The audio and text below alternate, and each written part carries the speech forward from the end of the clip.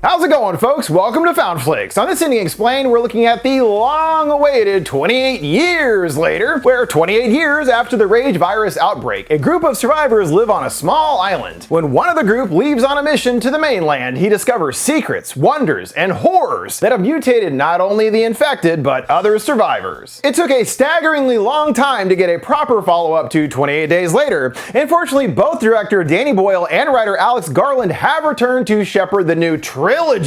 Although with 28 years, things are off to a bit of a rocky start. Obviously, it's always going to be difficult following up something considered a modern classic. Fortunately, the filmmakers went for something different rather than what we might be expecting. It is a bit of a mixed bag though, as some of these ideas work and some just flat out don't. Sure, it's nice to meet some new characters, but the fact that the most memorable one is the infected alpha with a massive dong, that is not a good sign. Hopefully, whatever they have cooking for the story as a whole will be worth it, and it is hard to judge a trilogy based on just one movie. For now, I will give them the benefit of the doubt. So let's check out 28 years later, breaking down the story, how the world and the infected have evolved, as well as explaining the ending and what comes next in the series. Our opening takes place during the original outbreak back in 2002 out in the Scottish Highlands. A gaggle of blonde children are all watching Teletubbies, which is all distorted and plagued by VHS scan lines. There's some voices and banging heard outside. The door kicks open to chaos and screams. A boy, Jimmy's auntie, bursts in, only telling them to keep quiet. The thumping gets more intense, causing the kids to get upset. It suddenly stops, and Jimmy goes to the door to listen. It's kicked open, and several infected storm in, ravaging the children as Jimmy watches on in horror. He runs into the house, and the whole family has been infected, seeing his auntie vomiting up blood. He flees into the streets and right to the church nearby where his dad is a priest. He's still there, peacefully praying. Jimmy pries the doors open, noticing the cross is upside down. He runs to his father, trying to understand what's happening. He believes that this is Judgment Day, and the family hasn't been killed, they've been saved. It's a glorious day, he beams. He hands over his crucifix to the boy, telling him to keep it with him always. The infected then break through everywhere. Dad is stoked, shouting, "Yes, my children," as he's overtaken, and before long starts turning himself. Jimmy runs out, holding his dad's cross, still hanging upside down, quite telling. We then learn what happened in the preceding years. The virus laid waste to the UK, but was eventually driven back from continental Europe. The mainland was quarantined to contain the virus,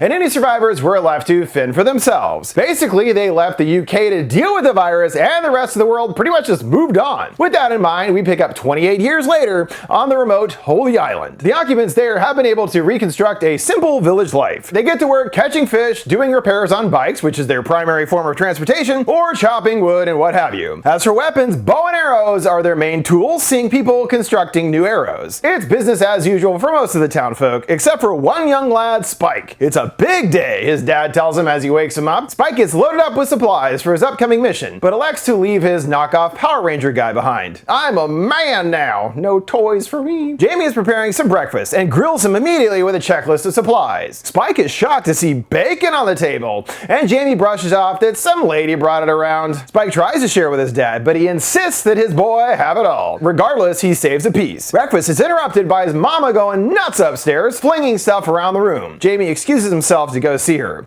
At the bottom of the staircase, he takes a moment to gather his strength before shouting, "I'm coming, love!" Spike joins them, and Mom is happy to see him. We glean that Isla is quite ill as she asks him about going to school. Jamie patiently explains that they've already talked about this, he's not going to school today. He's going to the mainland. She flips out and accuses him of trying to kill their baby. "Cunt!" she yells repeatedly, completely unhinged. Spike brings her back to reality, and she tenderly caresses his face. She's confused. Why is she feeling so hot? He distracts her and tucks her back into bed. She asks if he's off. "Yep, to school," he fibs, just wanting her not to worry, but also understanding she's not quite all there. Sam, which presumably is Isla's father, has restrung Spike's bow for him. He tells him to have a draw, and Sam is impressed. There's no shake in his grip at all. The time is nigh for his mission. The community is gathered at the gate to see him off. Their leader, Jenny, thinks that he is a bit young, but Jamie is confident. He's ready. She reminds him of the rules. You can leave, but if you don't come back, no one is allowed to come and find them. There are no rescues and no exceptions. They've learned this lesson the hard way in the past. So once you walk on the mainland, you are on your own. Spike says he understands. They check at the lookout, and the coast appears clear. The gate opens, and they make their way across the causeway. This is, for some reason, intercut with old war footage and a recording of boots, boots, boots moving up and down. There's guys with medieval-looking outfits, and then more modern-style snipers taking shots. I guess try to draw parallels between all that stuff? Sure, Boyle. Jamie stresses some specifics about the causeway. You can only cross it during low tide, otherwise you get swept away. He asks him one more time, you sure you want to do this? Spike says he can't turn back now or else he'll look soft. The pair make their way to the mainland and Spike is bowled over. It's so big, he marvels. If you keep walking, can you get to a place that you don't see the sea? Well, sure, but there's nothing out there, Jamie claims. Spike knows that there are at least other villages, and his dad tells him to stay out of those. Before long, they encounter their first infected. These slow lows, as Jamie refers to them, shows us how the rage virus has evolved over the past 30 years and developed into different classes of the infected. These aren't fast, but are still dangerous. If you see one, there are probably others looming nearby. Dad guides Spike through getting a shot ready, making sure to aim for the neck. Jamie is preoccupied and somehow doesn't notice another one coming up right behind him. Spike takes the shot and gets him right in the neck. A lady one rises and Jamie is ready. Another appears and he gets them too. There's one final smaller one, just whimpering and appearing harmless. It really looks like this is a slow-low family, as strange as that sounds, because this really does resemble a child. Spike asks to show some mercy, and they allow the child to wander off. Dad's proud, he got his first kill, but they gotta keep moving. The screams will alert others around the area. They travel deeper and deeper inland, all still densely forested. There's a rumbling herd, and a stampede of animals go by, something Spike has never seen before. They then happen upon a stone house, and despite people most likely having already ransacked it, there's still a chance to find some supplies. They rummage through the rooms and find nothing of real value, frisbee I guess. There's cawing heard in another room, and they find a guy hanging upside down, the crow feasting on his flesh. Spike follows and gasps at the sight, seeing Jimmy carved into their skin. I wonder if it's the same kid from the opening. Yeah. This provides another lesson opportunity for the boy. What happened here, he wonders. Jamie considers that he was left here for the infected and then became one himself. As for why, perhaps punishment. Is that the lesson? Nope, Spike needs to put him down too. But don't worry, the more killing you do, the easier it gets. He also assures him that the infected are no longer themselves. They have no mind and no soul. We'll see about that. Spike struggles to get his shot together as his dad shouts on. The rope snaps and the infected quickly gets to his feet. Spike overcomes his fears and takes a shot. Back on the island, things continue normally, seeing that they have an entire school set up featuring pictures for various positions in the village. They also are busy training the next generation of kids who will soon face their own challenges of adulthood. The pair move on and come to more clues along the trail, blood dribbling from some trees. Then there's an eviscerated corpse of an animal, and Jamie already knows these are signs of the fast infected. We also see more of how they evolved over the years. They have branched out to eat animals as necessary. This also explains how they could continue living all these years. They evolved to survive. There's a disturbing sight of a deer spine perched up in a tree. We flash to the man responsible, a superpowered infected, the Alpha, another breed nicknamed Samson. He seems to be in charge of this particular horde, seeing them feasting as he puts up the display. Jamie too knows that an Alpha was responsible here, meaning it is time for them to head home. He got his kills anyway. They enter a clearing and it looks like the coast is clear until they hear some growling nearby. A gang of the infected quickly gathers by a tree. The Alpha appears and orders them with a roar to attack. These classic fasty infected make haste towards them. They have to stop to catch their breath as more infected arrived. Spike gets one but biffs the other, making his dad do it instead. Jamie spits to move and they enact a two-man drill where they work in tandem to cover each other. Spike gets one in the leg, remember in the head and the heart. They get some distance between them and make it to a stone house. The horde isn't too far behind and they quickly hobble into the attic space. They have no choice but to wait it out for now. Jamie warns about how the Alphas aren't like the others. They're stronger and smarter. Fighting isn't an option for them as they are out of arrows, but even still, he's seen one take a dozen and that wasn't enough to kill the Alpha. Spike's apologetic about him missing earlier, but his dad encourages that he didn't lose his nerve and kept firing. That's what really matters. Night falls and Jamie points out a boat on the water, most likely French to monitor the quarantine. Then Spike notices a fire in the distance, but his dad says he isn't sure what that is. There's more weird red-tinged footage of the infected, and then Isla appears in the water. "Spike, I'm drowning," she cries. He comes to, still in the stone house. They are forced to leave when a herd of animals arrives. It rattles things enough to take down the entire structure. Plus, all that noise will surely draw some attention. That means it's time to go now. He did get his kills anyway. As for the tide, well, it's gotta be low enough. And if they see that Alpha, you just keep running. Don't stop for nothing. They make it to the causeway where they apparently have the entire northern lights encased in a green screen around them for some reason. I think this scene could have looked cool if it was real, but it just ain't working for me. Looks goofy as hell. Samson does make an appearance seen amongst a group of crows. It almost looks like he has control over them too, sending the swarm after the boys. He arrives after, furiously chasing them down, and it kinda looks like he's walking on the water. Okay, big floppy cock Jesus over here apparently. They keep running and the Alpha gains ground with lots of weird glitchy edits. Yes, this was done on purpose. At the gate, everyone is passed out, and they quickly rouse them to help. Showing the Alpha is indeed a beast, he takes several arrows and it only pisses him off. He's just about to get the duo when the defense gets him with a massive flaming arrow. Jamie demands they open up, but Jenny has to make sure they aren't infected first. After a tense stare down, she lets them in. Well, that was close. They made it, and Spike is treated as a hero with a big shindig and everything. His dad regales the crowd with exaggerated tales of his exploits and the many infected that he slew. Spike attempts to set the record straight, and Jamie isn't interested, declaring him Spike, the giant killer. Spike tries out his first taste of beer, and his dad is distracted elsewhere. He's making goo-goo eyes with the school teacher, and they sneak away from the party. Spike isn't too far behind and blows chunks. He spots his dad getting up to no good and decides to follow after. What's going on is quite clear as Jamie invites himself up her skirt and gets down to business. Wow, what a jerk, having an affair while his wife dies of a mysterious illness. Spike returns home, and Sam is excited to hear all about his trip. The boy moans that his dad is fibbing about his accomplishments, and Sam knows that he's just proud of him. Spike tells him what really happened, and is still intrigued by that fire that he saw. Sam seems to be aware of it. Did he see old Dr. Kelson? The lad pinpoints where he saw the fire, and Sam knows that it was definitely Kelson. He actually used to be his doctor before the virus. He had a practice not too far away. Spike is becoming more disillusioned by his father's lies. He said he didn't know what the fire was and that there were no more doctors. Sam gives him the benefit of the doubt, and besides, Kelson's a bit odd, but he won't answer any more of his questions. If his dad doesn't want him to know, there must be a reason. He tells him to just go back to the party. Spike says he should instead. He's gonna stay here and look after his mom. He snuggles up with Isla in bed, seeing a bloody tissue nearby. Whatever she's got is pretty nasty. In the morning, Isla wakes up complaining of head pain. She needs medicine, but then changes her tune. Jamie stumbles in. What a party, he sighs, plopping in bed. He is curious what happened to the guest of honor,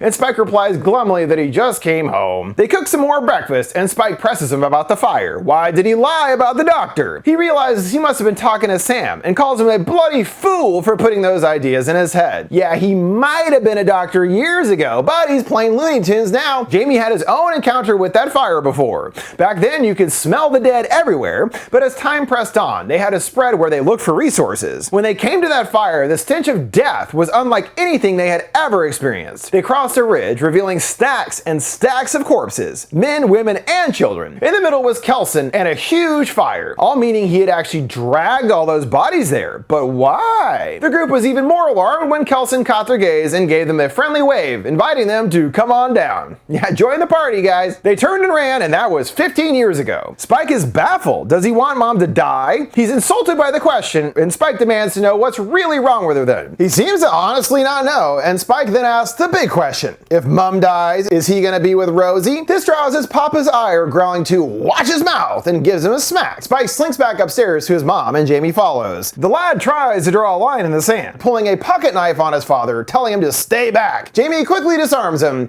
and looks about to get violent again. He instead stops himself and hands over the blade, knowing he is in the wrong here. And some drywall gets the brunt of his frustration, punching it on the way out. Spike clearly intends to take his mom to Kelson, but has to make a distraction to get past the gate. He sets a fire and manages to get the entire group to leave their posts. Kinda makes you wonder how they survived for 30 years without their defense failing. Takes one kid in a fire to leave them completely exposed. In the chaos, he grabs his mom. We're leaving, he tells her. She doesn't know what's going on, and he drags her along on a new journey to the mainland. It's only when they reach another village that she snaps out of her daze, realizing that they're on the mainland. They've got to get back home. Spike calms her nerves and explains his plan. They're here to see a real doctor from the olden days. He's gonna find out what's wrong with her and fix her up good. Isla is on board, giving him a big hug. As they make their trek, there's more references to that Jimmy, some graffiti reading that Jimmy is coming with the clouds. Mom reaches her limit. She can't do any more walking today. As rain starts to fall, there's a nearby building to get some shelter for the night. The rain patters down as Spike dozes. Isla playfully grabs his ear and seems more coherent than usual. She wants to know about Jamie. Is he ever jokey with him? Spike can't even believe the idea. Of course not. Well, that's just because he wants to make sure that he's strong, like him. She proves that she is silly, making a mug, and Spike follows suit. The big man now, Spike, instructs his mama to get some sleep. He's gonna be on lookout. He finds a spot and settles in, hearing more crows cawing. Uh-oh, is Samson nearby? The lad passes out after a while, and it's not the Alpha, but another slow guy that appears. It gets closer and closer to Spike and tries a bite of his shoelaces. It's no worm and they spit it right out. Angry, it goes right for his face and someone else gets it first, covering it with a jacket. Spike wakes up in the morning to the monster dead. But what happened? Isla says she doesn't know, and we flash back. It's Isla that covers it in the jacket and beats the absolute hell out of it. Although it's possible she doesn't actually remember doing this. Elsewhere at the shore, Samson looks out into the beyond. A Swedish boat seems to have crashed, and a group of soldiers are stuck here now. They all fall into a chasm, and a gang of the infected are soon upon them. One stops to lay down some fire as more infected fall from above, and just like that, they are infected, their eyes turning red. There's just 3 left already that make it to a gate. More infected appear, and they blow them to pieces. There are some ugly fuckers, one grumbles. They enter into a new location, delving deeper into the darkness. They get jumped by another horde, including Samson, who straight up tears the dude's head off. Ultimately, only one makes it through the attack. They're certainly a lot more effective with the Alpha leading him, that's for sure. We've already seen that the infected have changed and evolved over the years, and in some ways are becoming more human-like. Another scene opens this up in a whole new way. A group of them is all gathered in a creek and seems to kind of be bathing themselves, but what really stands out is one lady is obviously pregnant. Now understanding the infected can not only mate, but also reproduce. Elsewhere, Isla and Spike take a load off in a gorgeous field. Isla's brain is drifting again, remembering being at this spot with her dad years ago, and confusing her boy with him. Another scrawny infected appears, and he tells her to get down. He trains his shot and gets it, resulting in blood splattering on her. He carefully wipes it off, seeing more on the horizon. They flee and happen upon a gas station, which appears full of fumes. There's nowhere else to go, and they bust inside. Also seeing it's labeled hell rather than shell. Quite clever there, Boyle. The fumes are overwhelming, causing Isla to choke. Some infected make it inside, and they keep them at bay. That final soldier shows up from above and shoots, igniting the fumes and causing a massive explosion. Luckily, it stops inches above Isla and Spike for some reason. Convenient flame placement. Not so lucky for the infected, who are all engulfed and flail until they burn to a crisp. The pair make it outside and officially meet Eric. Isla is still hacking her lungs out, and Eric can tell that something is wrong with her. Spike explains he's taking her to a doctor. The out-of-his-depth soldier doesn't know. What happens next? Well, more of those infected guys show up because of the noise. Eric seems bothered he even rescued these two in the first place and wants to get out of here post-haste. Spike will not leave his mother behind. Thank you, Daddy, she cries. Eric debates what to do, but relents to tag along, even carrying Isla. As he is from Sweden, Eric provides a glimpse into what the outside world is like, and it really sounds like they just moved on normally while Great Britain is still stuck in this limbo since 2002. He goes on about a friend of his that works as a delivery driver. Spike doesn't know what that means and doesn't understand what online is either. Eric's friend was accusing him of wasting his life, and that's why he joined the Navy, to prove a point. But now he really regrets it. He should have just been a delivery driver. Right now he'd be stuck in traffic instead of dealing with all this. He explains how he got here. He was manning a patrol boat and they hit something. A few made it to the life raft and wind blew them here. Now he's the only one left. No hope of rescue though, as the island is in quarantine, so once you're here, there is no leaving. Spike invites him to come to his village after they get his mom to the doctor. Where is that, he asks, and he points to a plume of smoke not too far off. Later they take a break to feast upon some apples, and Eric even has a smartphone with him. However, its battery is about to die, rendering it useless. He shows off his fiancée, who has had some work done, and Spike is baffled. What's wrong with her face? He defends that she's gorgeous, and Spike says, oh yeah, there is a girl like that in his village. When she eats shellfish, her face balloons up. Eric snatches the phone back and tosses it in the grass. Isla comes to and tells Dad that she's cold. She doesn't recognize Eric, and he jokes that I'm Eric and this is your father, Spike. Isla can't remember where they're going either. The doctor, Spike reminds her. Determined, she gets to her feet. Okay then, let's go. Eric is shocked. She could walk the whole time? Dang, tricked me on that. Eric wonders about the big one, the alphas. How does that happen? According to Sam, the rage virus can affect people differently. In this case, it actually works like steroids. Eric doesn't like the name Alpha. Berserker sounds so much better, like a big Viking warrior. He proclaims that if he gets infected, no doubt that's what he'll become. They hear an odd noise coming to an overgrown train car. Isla barrels right into it, climbing through the seats. That same pregnant, infected lady is holed up there and on the verge of giving birth. Eric and Spike watch on in shock. Isla holds out her hands and the lady clasps them in hers. And it's time for that baby to drop. Isla lends a hand to help it exit the womb, and Spike helps to cut the cord. Eric is chomping at the bit to fire at what he assumes must be an abomination. The new mama screeches and he reactively blows her to bits. He wants to do the same with the baby, but we can see that it doesn't actually appear infected. He threatens to put it down or he'll kill them both. Spike takes his mom and they slowly back away. Samson makes a surprise appearance, grabbing Eric through a hole in the roof. There's groans and snapping heard, and the alpha stomps down clutching his head. dead. So much for him turning into an alpha, I guess. Spike lands an arrow which briefly slows the beast down. There's a moment where he sees the lady as dead, and Samson appears upset. I wonder if he's the dad. I mean, you know, pretty...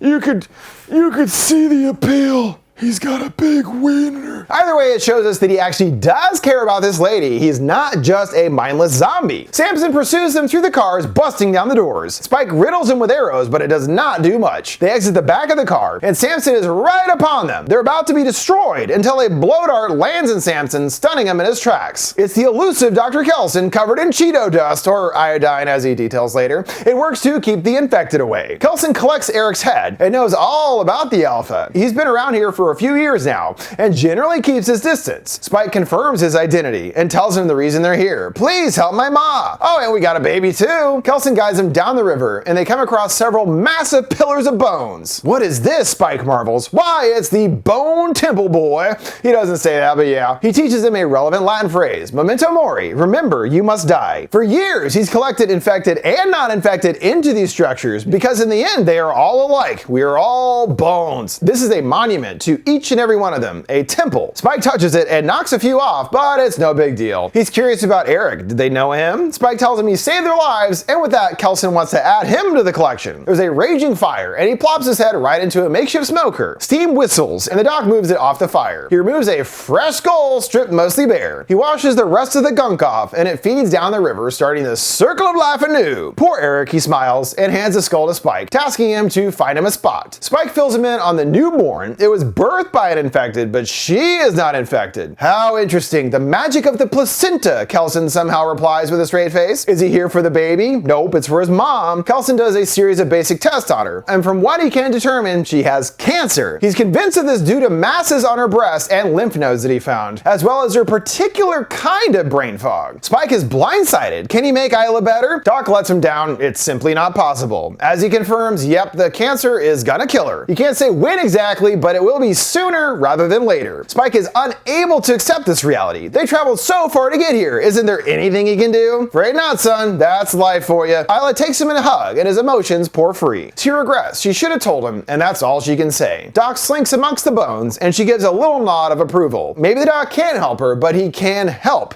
Does he understand? Spike says that he does. Kelson nails him with a blow dart, and soon the effects take over. Doc reminds him, memento mori, we all must die. Although there are many kinds of death, some are better than others, and peaceful is the best way to go, where we leave each other in love. Spike and his mom do love each other very much. He's got some more Latin for him, memento amoris, remember, you must love. Doc tells Isla to come along, and she gives her boy a final kiss. She says to stay with the baby, but he's unable to move anyway, just staring blankly. She walks into the trees, accepting her fate. She can feel the end is near. Kelson's got another dart ready for her. The fire roars, and ash starts swirling in a circle like some Lion King shit. They flash back through various interactions with her in an attempt to tug at your heartstrings. It's not that much later when Kelson returns with a fresh skull. Wow, that was quick. We just totally dismantled her body and shoved her in the furnace, and it's like, here you go, fresh skull for you, boy. Now it's her turn to have a spot, the best one of all. Spike climbs a makeshift ladder all the way to the top of the bone tower. He places her skull as a new day dawns, filling the sky with an orange glow. He starts getting upset and gives her a kiss. He turns her skull to face the sunrise, and they sort of watch it together. I mean, it's her skull, you know, not really her. Later, Samson returns, sending the pair to seek shelter in a caged container. He tears right through the temple, knocking shit over. He yanks furiously, growling at the gate. This all to me feels like what he's actually after is the baby.